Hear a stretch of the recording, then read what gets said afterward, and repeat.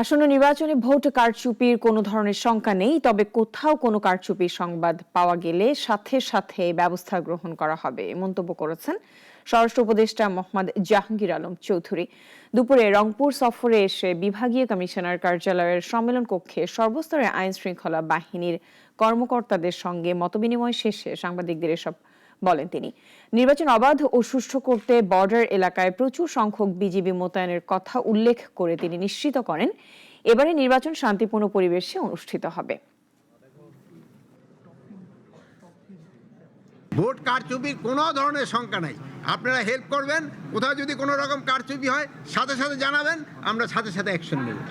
খুব শান্তিপূর্ণভাবে সুষ্ঠু পরিবেশে এবং একটা উৎসব মুখর পরিবেশে নির্বাচন হবে এবং একটা ফ্রি ফেয়ার অ্যান্ড ক্রেডিবল নির্বাচন হবে। বর্ডার বেল এলাকা যেগুলি রয়ে গেছে এই জন্য ওখানে প্রচুর সংখ্যক বিজিবি মোতায়েন করা হয়েছে।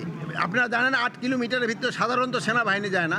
আমরা যদি ওরকম প্রয়োজন পড়ে সেনাবাহিনী ওই জায়গায় যাবে।